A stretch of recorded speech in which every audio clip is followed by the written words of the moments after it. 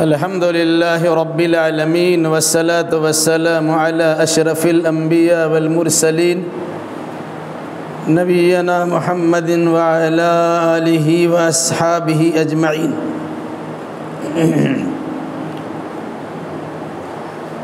أعوذ بالله من الشيطان الرجيم. بسم الله الرحمن الرحيم. والفجر وليال عشر والشفع والوتر والليل إذا يسر هل في ذلك قسم لذي حجر. اس سورہ کا نام سورۃ الفجر ہے. اس کی پہلی آیت لفظ فجر سے، اس سورہ کی ابتدا لفظ فجر سے شروع ہوئی ہے. اس مناسبت سے اس سورہ کا نام سورۃ الفجر رکھا گیا.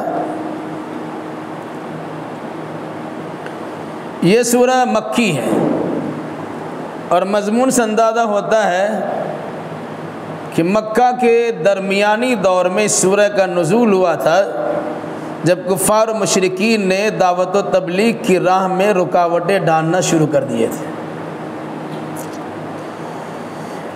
اس سورہ کا مرکزی مضمون جزا سزا سے متعلق باتیں ہیں، اور بطور خاص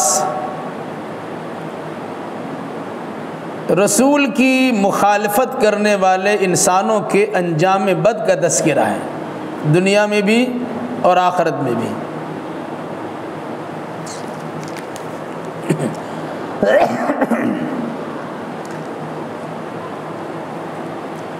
والفجر، قسم ہے فجر کی.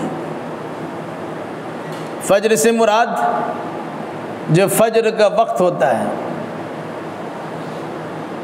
فجر کی دو قسمیں ہوتی ہیں، جس کو ہم صبح صادق بھی کہتے ہیں اور صبح کاذب کہتے ہیں. رات کے آخری حصے میں پورب اور پچھم میں ایک روشنی کی لکیر ہوتی ہے. ایسا محسوس ہوتا ہے کہ وہ صبح ہوگی، لیکن کچھ دیر کے بعد پھر وہ لکیر روشنی کی ختم ہو جاتی اور تاریکی آ جاتی ہے. بسا اوقات پرندہ وغیرہ کو دھوکہ ہوتا ہے کہ وہ صبح ہو گئی ہے، وہ چہچہانا شروع کرتے ہیں، اور اچانک جب تاریکی چھاتی ہے تو اسے پتہ چلتا ہے کہ ابھی رات ہی ہے، صبح نہیں ہوئی ہے. ایسی صبح کو صبح کاذب، جھوٹی صبح کہا جاتا ہے. اس کے بعد رات کے بالکل اخیر کا حصہ ہوتا ہے. اس وقت میں اتر اور دکھن میں، چوڑائی میں ایک لکیر روشنی کی پھوٹتی ہے، اور پھر اس کے بعد وہ روشنی پھیلتی ہی چلی جاتی ہے. اس کو صبح صادق کہتے ہیں. جب صبح صادق ہو گئی، اب رات ختم، دن شروع، اس وقت میں فجر کی نماز پڑھی جاتی ہے، یعنی سحری کا ٹائم ختم ہو گیا، اب دن کی شروعات ہوگی. تو قسم ہے فجر کی، یعنی صبح کے وقت کی. کوئی خاص فجر نہیں ہے، روزانہ ہر دن کے فجر کی قسم کھائی گئی. وَلَيَالٍ عَشْرٍ، اور قسم ہے 10 راتوں کی. قسم ہے 10 راتوں کی. اس 10 راتوں سے متعلق بہت ساری باتیں ہیں، البتہ زیادہ صحیح بات یہ ہے کہ اس سے مراد ذی الحجہ کی 10 راتیں ہیں، کہ جس کے ساتھ دل لگا ہوا ہوتا ہے. اور اس رات یا اس دن کی فضیلت میں بات آپ کے سامنے بقرعید کے موقع پہ سنائی جاتی ہوگی کہ جو بھی اعمال ان 10 دنوں میں کیے جاتے ہیں، دوسرے دنوں میں کیے جانے والے اعمال سے اس کا ثواب زیادہ ہوتا ہے. یہاں تک کہ جہاد فی سبیل اللہ سے بھی اس عمل کا زیادہ ثواب ہوتا ہے. اللہ ہے کہ کوئی آدمی جہاد میں گیا، جان و مال کی قربانی دے کے چلا آیا، یعنی جان و مال کی قربانی دے دیا، وہ کچھ لے کے واپس نہیں آیا، تو اس کا ایک درجہ الگ ہوتا ہے. تو 10 رات سے مراد کچھ لوگوں نے کہا 1 سے لے کے 10 رات، کسی نے کہا 11 سے لے کے 20 تک کی 10 رات، کسی نے کہا 21 سے لے کے 30 تک کی 10 رات، لیکن زیادہ تر لوگوں نے یہ کہا اس سے مراد وہ 10 راتیں ہیں جو ذی الحجہ کی 10 راتیں ہوتی ہیں۔ والشفعی والوتر، جوڑ اور بے جوڑ کی قسم، یہاں بھی جوڑ والی رات اور بے جوڑ والی رات، 1 سے 10 جوڑ ہے اور 1 سے 9 بے جوڑ ہے، تو جوڑ والی رات کی بھی قسم اور بے جوڑ رات کی بھی قسم۔ واللیل اذا یسری، اور پھر اس کے بعد سراپا ہر رات کی قسم جب وہ آئے اور جب جائے۔ یسرے کے معنی دونوں کیا گیا، رات جب آتی ہے یا رات جب جاتی ہے، دونوں وقتوں کی قسم اللہ تبارک و تعالیٰ نے کہا۔ اس سے پہلے بات اس سے کئی بار آ چکی ہے کہ اللہ تعالیٰ اپنے سوا کسی کی بھی قسم کھا سکتا ہے، البتہ امت کو اور انسان کو اللہ کے سوا کسی غیر کی قسم کھانے کی اجازت نہیں ہے۔ اب اللہ کے سوا کسی کی قسم نہیں کھا سکتے۔ جو انسان اللہ کے سوا کسی غیر کی قسم کھاتا ہے، من حلف لغیر اللہ فقد اشرک، جو غیر اللہ کی قسم کھاتا ہے وہ شرک کر دیتا ہے۔ یہاں فجر کی قسم کھائی گئی، 10 رات کی قسم کھائی گئی، جوڑ اور بے جوڑ رات کی قسم کھائی گئی، اور پھر مکمل رات کی قسم کھائی گئی۔ یہ قسم کس بات پہ کھائی گئی ہے اور قسم کیوں کھائی گئی ہے؟ جبکہ یہ بات آپ کو معلوم ہے، انسان کی بات قسم کھانے سے زیادہ تاکیدی ہو جاتی ہے، جبکہ اللہ کی بات قسم کے ساتھ ہو کہ بلا قسم کے ہو وہ زیادہ تاکیدی ہے۔ ہر صورت میں اللہ کی بات نہیں ماننا ہے، اس میں یہ کہہ کر کہ قسم کھا کر کے اس لیے ماننا پڑے گا، بغیر قسم کے بات تو نہیں مانیں گے، ایسی کوئی بات نہیں ہے۔ اللہ قسم کھا کر کوئی بات بیان کرے کہ بے قسم کھائے بیان کرے، دونوں قسم کی باتیں اللہ کی مانی جاتی ہیں۔ پھر اللہ قسم کیوں کھاتا ہے؟ اس کی وجہ یہ بتائی جاتی کہ جو چیز انسان کے ذہن و دماغ سے قریب ہوتی ہے، اللہ تعالیٰ اس کا تذکرہ کر کے انسان کو بآسانی سمجھانا چاہتا ہے۔ روزانہ انسان دن گزار لیتا ہے تو اس کا سابقہ رات سے پڑتا ہے، مغرب سے شروعات ہوتی ہے اور فجر پہ رات کا خاتمہ ہوتا ہے۔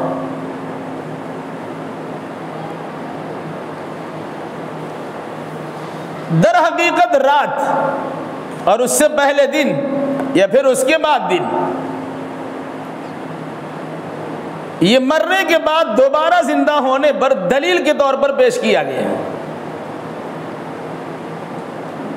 جب اللہ کے نبی صلی اللہ علیہ وسلم نے کفار و مشرکین کے سامنے عقیدہ توحید کو بیان کیا، عقیدہ رسالت کو بیان کیا اور عقیدہ آخرت کو بیان کیا، تو لوگوں نے اچنبھے پن کا اظہار کیا، تعجب کا اظہار کیا، کیسے ہو سکتا ہے؟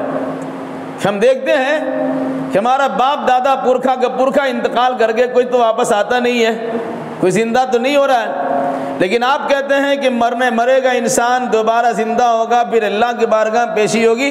یہ کیسے ہو سکتا ہے؟ جبکہ ہم دیکھتے ہیں کہ انسان مرتا اسے قبر میں ڈال دیتے ہیں، وہ سڑ کر کے اس کا لاش ختم ہو جاتا، کبھی کھودنے کی نوبت آتی تو ہڈیاں کہیں کے بوسیدہ نظر آتی اور کہیں تو وہ بھی نظر نہیں آتی، تو ہم کیسے تصور کریں گے کہ مرنے کے بعد دوبارہ انسان زندہ ہو جائے گا؟ اس قسم کی بحثیں چل رہی ہیں۔ ان بحثوں کو ایک آخری حد تک پہنچانے کے لیے اللہ نے رات کے چند حصوں کی قسم کھا کر، یہ پوری رات کی قسم کھا کر یا رات کی گنتیوں کی قسم کھا کر یہ بتلایا ہے کہ جس طرح رات آتی ہے اور پھر چلی جاتی ہے، گویا رات آنے کا مطلب انسان سوتا ہے، سونے کا مطلب انسان مر جاتا ہے، پھر جب انسان صبح بیدار ہوتا ہے اس کا مطلب کیا ہے کہ موت سے دوچار ہونے کے بعد دوبارہ زندہ ہوا ہے۔ آئے دن انسان اس کا مشاہدہ کرتا ہے۔ یہ وجہ اسلامی شریعت میں یہ دعا سکھلائی گئی کہ اگر کوئی دوسرا سمجھے نہ سمجھے لیکن مسلمان اس عقیدے کو راسخ و مضبوط بنا کے رکھے کہ اللہم بسمک اموت و احیا، اے اللہ میں تیرے نام سے مر رہا ہوں اور تیرے ہی نام سے زندہ ہوں گا۔ یہ یاد دلایا ہے کہ جب آپ سوتے ہیں گویا مر جاتے ہیں۔ یہی وجہ ہے کہ آپ سوئے ہوئے ہیں، آپ کے بغل میں آپ کے خلاف کون کارروائی کر رہے یارا پتہ نہیں ہے، آپ پر کس کا حملہ ہو جائے گا آپ کو پتہ نہیں ہے، آپ کا دوست دشمن بن کے آپ کے خلاف کارروائی کر لے پتہ نہیں ہے، تو گویا مر چکے ہیں اور ایسا مرتے ہیں کہ آپ کو عطا پتہ کچھ نہیں ہوتا ہے۔ آپ کے سامنے بیٹھ کر آپ کے خلاف کارروائی ہوتی ہے، آپ کو پتہ نہیں ہوتا ہے۔ پھر اس کے بعد دوبارہ جب سو کے اٹھتے ہیں تو پھر اپنے ارد گرد کے ماحول کو اور اس کے نقشہ کو دیکھتے ہیں تو سمجھ میں آتا ہے کچھ ہوا ہے۔ کیا مطلب؟ انسان جب سوتا ہے گویا مر جاتا ہے۔ پھر اس کے بعد صبح جب انسان بیدار ہوتا ہے گویا جی کر اٹھ رہا ہے، زندہ ہو رہا ہے۔ اور اللہ نے کئی جگہ پر قرآن مجید میں رات و دن کو آخرت کے قیام پر دلیل کے طور پر پیش کیا ہے۔ عقیدہ آخرت کو مضبوط کرنے کے لیے رات و دن کا باضابطہ خیال رکھا ہے۔ یہ وجہ پڑھتے ہیں الحمدللہ الذی احیانا بعد ما اماتنا والیہ النشور۔ ہر طرح کی تعریف اللہ کے لیے جس اللہ نے ہمیں مرنے کے بعد دوبارہ زندہ کر دیا اور اسی اللہ کے پاس ہمیں لوٹ کر جانا ہے، اسی اللہ کے پاس ہمیں حاضر بھی ہونا ہے۔ گویا قرآن کے ذریعے سے، احادیث کے ذریعے سے، اسلامی شریعت کے ذریعے سے ہر انسان کو یہ تعلیم دی جاتی ہے جب آپ سوتے ہیں تو عقیدہ رکھیے کہ آپ مر گئے، مرنے آ رہے ہیں، اور جب آپ بیدار ہوتے تو اللہ تبارک و تعالیٰ کا شکر ادا کیجیے کہ اللہ نے موت کے منہ سے آپ کو نکال دیا اور زندگی کی بہار آپ کو عطا کر دیا۔ اس حقیقت کو بیان کرنے کے بعد قرآن کیا کہتا ہے؟ هل فی ذلک قسم لذی حجر، کیا اس میں عقل والوں کے لیے کوئی قسم نہیں ہے؟ یا عقل والوں کے لیے ضرور بالضرور قسم کی بات ہے۔ عقل کے لیے لفظ استعمال کے ہجر، ہا جیم را، ہجر۔ ہجر کا معنی ہوتا ہے روکنا۔ جو انسان عقل مند ہوتا ہے اس کی عقل اسے غلط چیزوں سے روکتی ہے۔ اگر کوئی انسان عقل مند ہے اور وہ غلط چیزوں سے رکتا نہیں ہے وہ اس کی عقل ماری گئی ہے۔ اس لیے کہا گیا عقل والوں کے لیے اس میں قسم کی ایک چیز ہے اور بھاری قسم ہے۔ اگر آپ کے پاس عقل ہے تو آپ اندازہ لگا سکتے ہیں کہ زندگی کے بہار تو آپ نے دیکھے ہیں، اس کا اجالا سے آپ نے فائدہ اٹھایا ہے، کسب باعث آپ نے حاصل کرنے کی کوشش کی ہے، روزی روٹی کا مسئلہ بھی آپ نے حل کیا ہے، لیکن جب رات کا سناٹا ہوتا ہے، اس کی تاریکی چھاتی ہے اور اندھیروں کے اندر آپ پڑھتے ہیں، پھر بستر پہ جاتے ہیں، آرام سے سو جاتے ہیں، گویا موت سے دوچار ہوتے، لقمہ اجل بن جاتے ہیں، موت کی لقمے سے دوچار ہو جاتے ہیں۔ پھر اللہ تبارک و تعالیٰ کا فضل آپ پر ہوتا ہے، صبح آپ کو بیدار کر دیتا ہے، زندہ کر دیتا ہے۔ یہ گردش لیل و نہار، یہ رات و دن کا آنا جانا، یہ سونا اور جاگنا در حقیقت دلیل ہے مرنے کے بعد دوبارہ زندہ ہونے پر۔ اس حقیقت کو مانو، اور یہ حقیقت عقل والوں کے لیے بالکل اس میں بھاری قسم ہے۔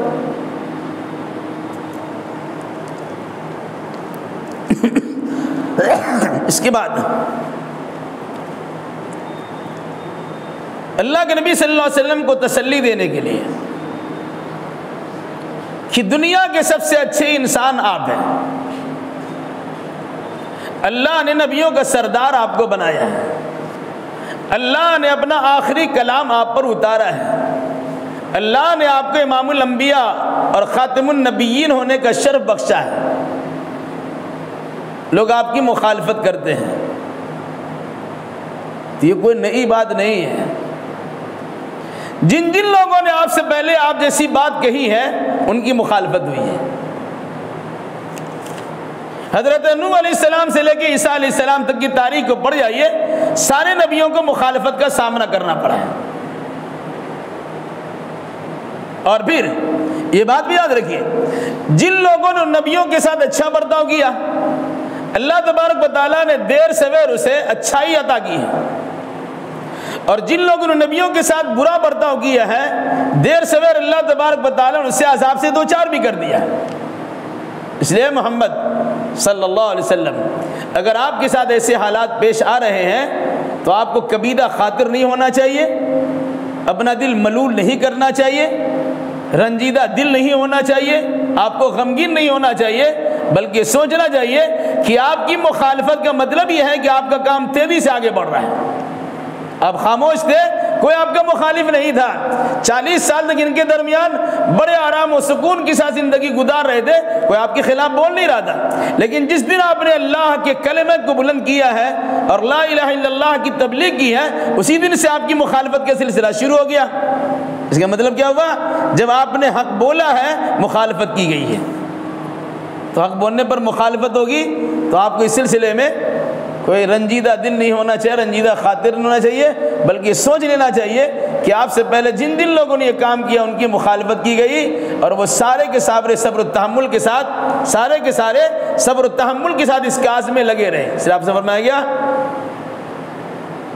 کہ آپ بھی صبر و تحمل کا راستہ اپنائیے، اور جو اولو العزم پیغمبر آپ سے پہلے گزر چکے ہیں ان کے نقش قدم پر آپ چلیے۔ چنانچہ یاد دلایا گیا، الم تر کیف فعل ربک بعاد ارم ذات العماد التی لم یخلق مثلها فی البلاد۔ کیا آپ نے دیکھا نہیں کہ آپ کے رب نے قوم عاد کے ساتھ کیسا برتاؤ کیا؟ قوم عاد یہ حضرت نوح علیہ السلام کے بعد اور حضرت ابراہیم علیہ السلام سے پہلے قوم عاد کا زمانہ گزرا ہے۔ قوم عاد کو عاد اولا بھی کہا جاتا، اور قوم عاد کو قوم عاد ارم بھی کہا جاتا۔ چنانچہ ارم ذات العماد، ارم کیا ہے؟ ارم بن سام بن نوح علیہ السلام کا لڑکا ہے سام، سام کا لڑکا ہے ارم، اور ارم کا پوتا ہے یہ عاد، اور انہی کے نام پر یہ قوم بنی ہے۔ اس مناسبت سے کہا گیا، کیا آپ نے دیکھا نہیں کہ آپ کے رب نے قوم عاد یا عاد ارم کے ساتھ کیسا برتاؤ کیا ہے؟ کیا برتاؤ ہوا؟ بالکل ہلکا سے اختصار کے ساتھ تذکرہ کر کے بات کو آگے بڑھا دیا گیا۔ ارم ذات العماد، بلند بلند مینار یا بلند عمارتوں والے عاد ارم کے ساتھ آپ کے رب نے کیا برتاؤ کیا، آپ کو اس کی تاریخ معلوم ہونی چاہیے۔ قرآن کہتا ہے التی لم یخلق مثلها فی البلاد۔ قوم عاد ایک لمبی چوڑی قوم، قوی الہیکل، عظیم الجثہ، ہٹا کٹھا مشٹنڈا، طاقتور توانا، یہ ایسے لوگ تھے کہ لم یخلق مثلها فی البلاد، روئے زمین پر اس سے پہلے ایسی قوم پیدا ہی نہیں کی گئی تھی۔ اس قوم عاد کے پاس اللہ تبارک و تعالیٰ نے حضرت ہود علیہ السلام کو نبی بنا کر بھیجا۔ ہود علیہ السلام نے اپنے قوم کو بہت سمجھایا بجھایا، شرک سے نفرت دلائی، تکبر بڑائی تعلی سے منع کیا، شان و شوکت بگھارنا ان کا کام تھا، اونچی اونچی عمارتیں قائم کر کے فخر کرنا ان کا شیوا تھا، غریبوں اور کمزوروں کو مسل ڈالنا ان کا شیوا، ان کا طریقہ تھا، اور ہر بات پہ فخر کرنا، لنتارانیاں بگڑنا ان کا ترہ امتیاز تھا۔ اللہ نے ان کی ساری غرور کو خاک میں ملا دیا۔ ہوا کیا؟ قرآن مجید میں کئی جگہ پہ اس کا تذکرہ کیا گیا۔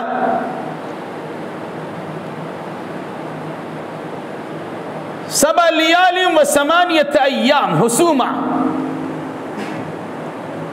7 دن اور 8 رات، 7 دن اور 8 رات تک مسلسل ہوا کے تیز تند جھونکے چلتے رہے۔ اس ہوا نے قوم عاد کو اس طرح پٹخا، یہ قرآن کہتا ہے کأنہم اعجاز نخل خاویہ، گویا کہ وہ کھجور کے لمبے لمبے درخت جو گرے پڑے ہوئے، چونکہ لمبے لوگ تھے تو یہ عذاب آیا، ہوا کے جھونکے چلے، اس ہوا کے جھونکوں نے اسے مروڑ کے رکھ دیا، مچوڑ کے رکھ دیا، اکھاڑ کے پھینک دیا۔ تو قرآن کہتا ہے الم تر کیف فعل ربک بعاد ارم ذات العماد التی لم یخلق مثلها فی البلاد۔ اے نبی، کیا آپ کے پاس قوم عاد ارم کی خبر نہیں پہنچی ہے کہ آپ کے رب نے ان کے ساتھ کیا برتاؤ کیا؟ یہ مضبوط پیلر والے اور مضبوط مکان والے، اونچے وہ عالی شان عمارتوں والے تھے، اس جیسی مخلوق تو اس سے پہلے پیدا بھی نہیں کی گئی تھی، لیکن جب اللہ کے رسول حضرت ہود علیہ السلام کی مخالفت ان لوگوں نے کی تو اللہ تبارک و تعالیٰ نے اس طرح سزا سے دوچار کیا کہ انہیں اکھاڑ کے پھینک دیا گیا، بے خوبن سے ان کو اکھاڑ دیا گیا۔ اگر یہ کفار و مشرکین مکہ آپ کے ساتھ بدتمیزی اور بدسلوکی کرتے ہیں تو ان کو تو سوچ لینا چاہیے کہ ان کے پاس طاقت و توانائی بھی نہیں ہے، ان کے پاس تو کچھ نہیں ہے، یہ تو کمزور ہے۔ ان کمزوروں کے ساتھ بدلہ لینا تو بڑا آسان سا ہو جائے گا۔ جب اللہ نے قوم عاد اولا کو یا قوم عاد ارم کو نہیں چھوڑا ہے اور وہ اللہ کے عذاب سے دوچار ہو گئے تو یہ لوگ کس کھیت کی مولی ہے؟ اس لیے آپ کو گھبرانے کی ضرورت نہیں ہے۔ جب ہود علیہ السلام کی اللہ مدد کر سکتا ہے تو آپ ہود کے بھی سردار ہیں، اللہ آپ کی مدد کیوں نہیں کرے گا؟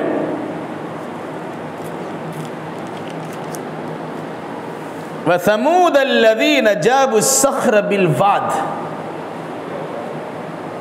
اور کیا آپ نے دیکھا نہیں کہ آپ کے رب نے قوم سمود کے ساتھ کیسا برتاؤ کیا؟ جو قوم سمود وادی میں پتھر کو تراشا کرتے تھے، یہ مزدوری کرنے والے، سنگ تراشی کرنے والے، پتھر کاٹ کاٹ کے عالیشان عمارتیں بنانے والے لوگ تھے، اس کا نام ہے قوم سمود۔ یہ پہاڑوں کے علاقے میں، یہ وادیوں میں رہتے تھے، وادی القرا اسی علاقے کے لوگ تھے یہ، اور باضابطہ پتھروں کاٹ کے عالیشان مکانات اس کے اندر بناتے تھے۔ نقش و نگار کرنا اور بنانا سنوارنا ان کی شان و شوکت کی علامت تھی۔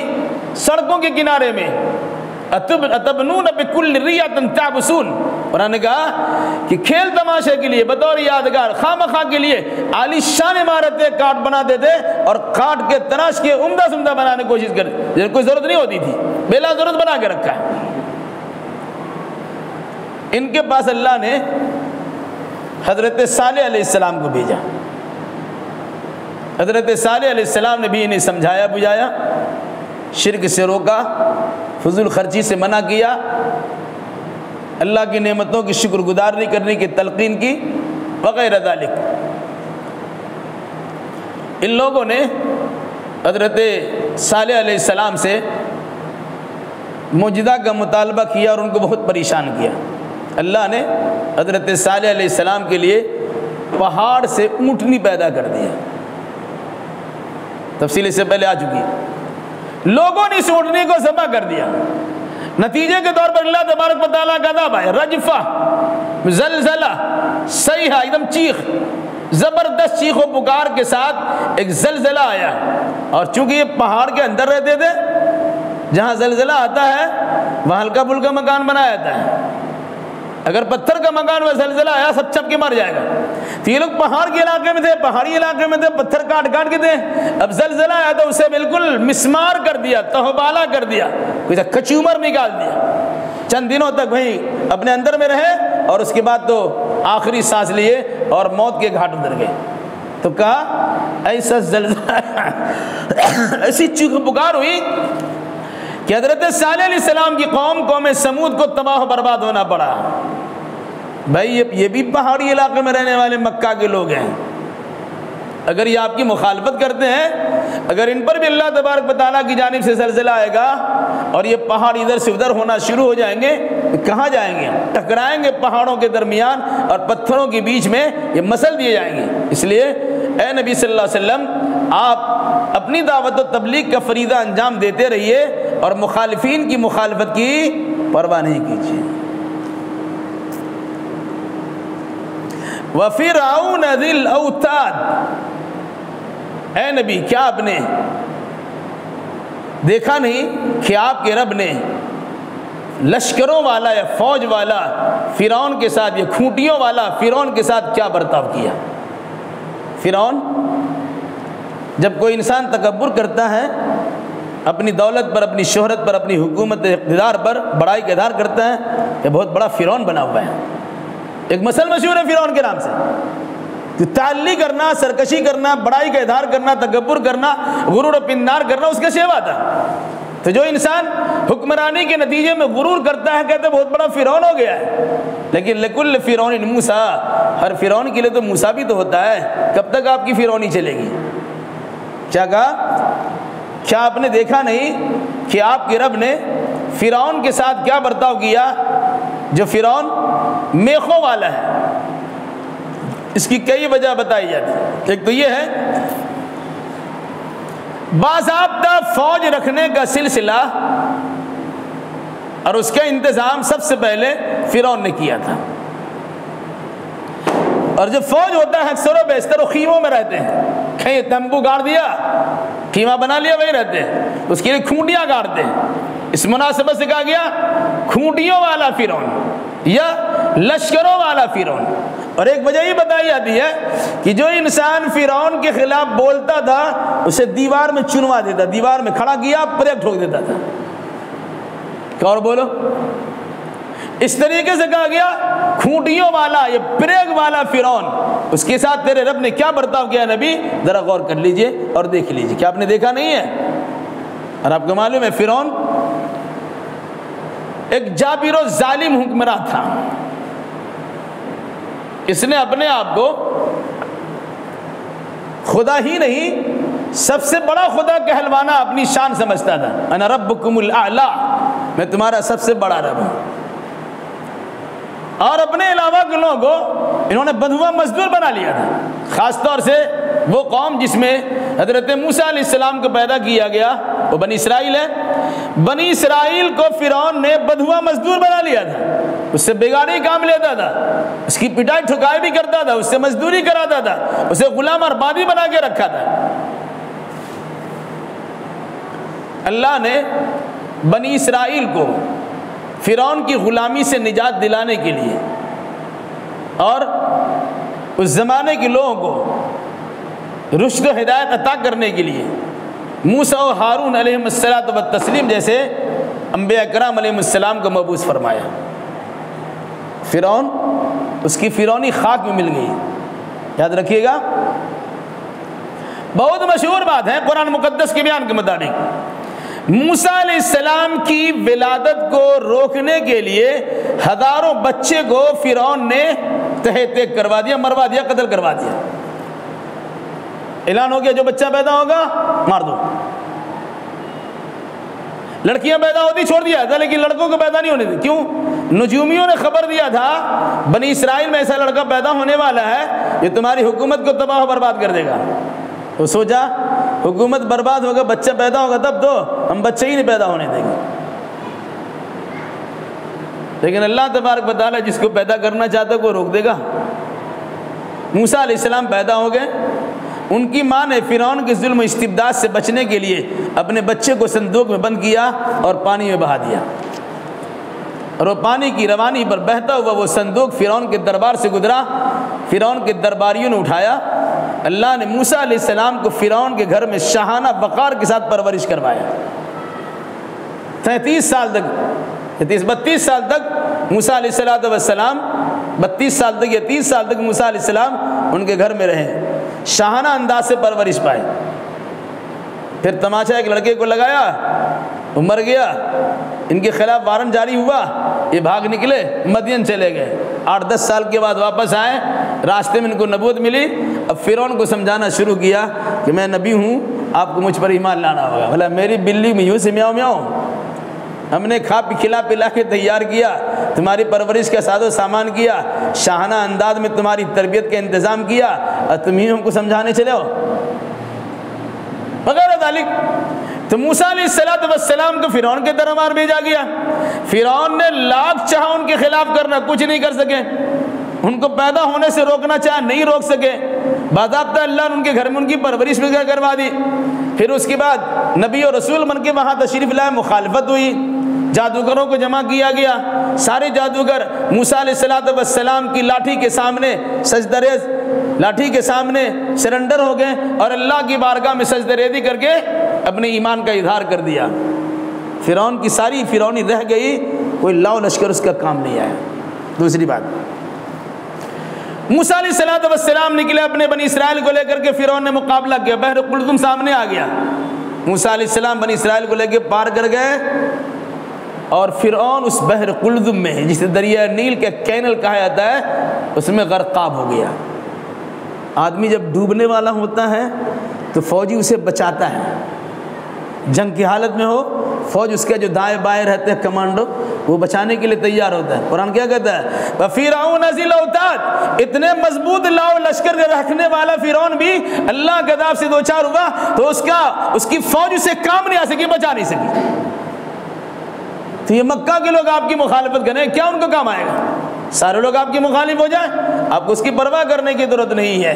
جس طرح اللہ تبارک و تعالیٰ نے قوم عاد کو تباہ کر دیا، قوم سمود کو تباہ کر دیا، فرعون اور فرعونیوں کو تباہ کر دیا، اگر یہ لوگ جو مکہ کے لوگ ہیں اگر آپ کی مخالفت سے باز نہیں آتے ہیں، یہ سارے کے سارے لوگ تباہ و برباد ہو جائیں گے، اور ان کی کوئی بھی کام ان کا آگے نہیں بڑھے گا۔ یہ تباہی و بربادی سے اپنے آپ کو بچا نہیں سکتے، نہ اس کی تعداد بچا سکتی ہے، نہ اس کے لاؤ لشکر بچا سکتے ہیں، نہ اس کی دولت اور سرمایہ بچا سکتا ہے، اور نہ کوئی چیز کے کام آ سکتی ہے۔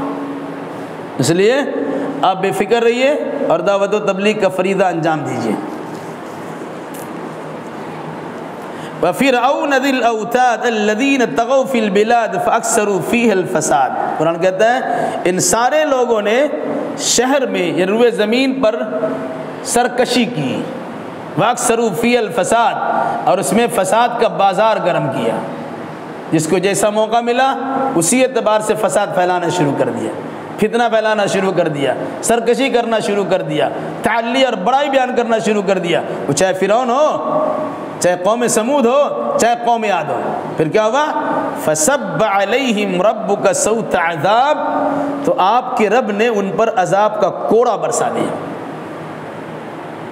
بے اللہ کی لاٹھی میں آواز نہیں، بہت مشہور ہے، اللہ کی لاٹھی میں آواز نہیں ہے۔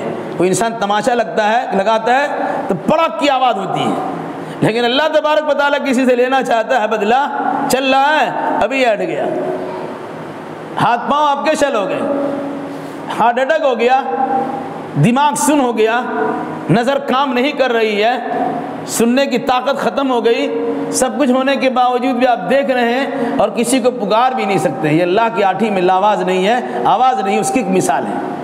کیا فرمایا؟ فَصَبَّ عَلَيْهِمْ رَبُّكَ صَوْتَ عَذَابٍ، تو آپ کے رب کا عذاب کا کوڑا ان پر برس گیا۔ تو اللہ نے یا آپ کے رب نے ان پر عذاب کا کوڑا برسا دیا۔ پانی جس پر زندگی موقوف ہے، فرعون کو پانی میں ڈبو دیا۔ جس مکان جس جگہ کو انسان اپنی زندگی کی گاڑی کمائی استعمال کر کے عالی شان عمارت بناتا ہے، کیا محفوظ رہے گا؟ اسی مکان کو دھسا کر کے، زلزلہ سے دوچار کر کے تباہ و برباد کر دیا۔ اور انسان جس ہوا پہ چلتا ہے، ہوا میں سانس لیتا ہے، وہی ہوا جب تیز رفتار ہو گئی تو قوم عاد کو اس ہوا کے ذریعے سے تباہ و برباد کر دیا گیا۔ تو کہا یہ سب تو اللہ تبارک و تعالیٰ کے حکم کے ماتحت ہے، اللہ چاہتا ہے تیز ہو جاؤ، تیز ہو گیا۔ اس کے بعد کیا ہے؟ تباہی و بربادی۔ ان ربک لبالمرصاد، یقیناً آپ کا رب گھات میں بیٹھا ہوا ہے۔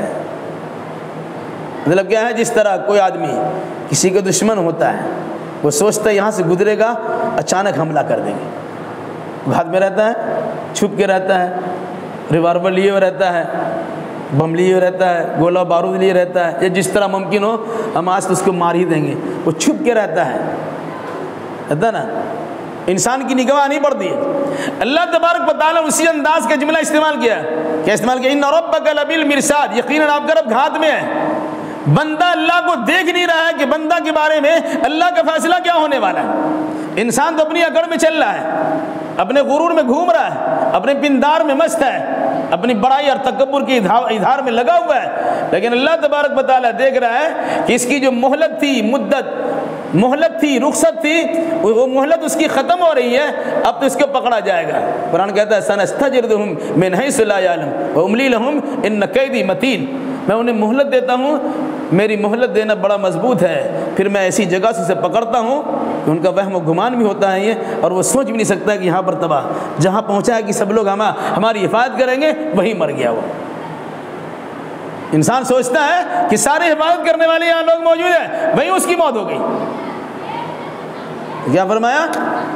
فصب علیہم ربک صوت عذاب ان ربک لبالمرصاد، یقیناً آپ کا رب گھات میں بیٹھا ہوا ہے، انتظار میں ہے کہ اس کی جو مدت ہم نے متعین کر دی ہے، جو ہی اس کی متعینہ مدت کی مہلت ختم ہوتی ہے، اس پر اللہ کا عذاب نازل ہو جائے گا۔ تو رات و دن کی یا رات کے تمام حصوں کی قسم کھا کر انسان کو یہ شعور دلایا گیا ہے، جس طرح رات ختم ہوتی ہے اور دن کا اجالا آتا ہے، اسی طریقے سے ظلم کے بادل چھٹیں گے، عدل و انصاف کا نظام بھی قائم ہوگا۔ جس طرح رات کے بعد انسان دن میں زندہ ہوتا ہے، اسی طریقے سے مرنے کے بعد انسان میدان محشر میں دوبارہ زندہ ہوگا۔ اسی حقیقت کو اس سورہ کے شروع میں سمجھایا گیا۔ اللہ ہمیں صحیح سمجھ بوجھ کی توفیق مرحمت فرمائے۔ اقول قولی ھذا واستغفر اللہ لی ولکم ولسائر المسلمین وآخر دعوانا الحمد للہ رب العالمین۔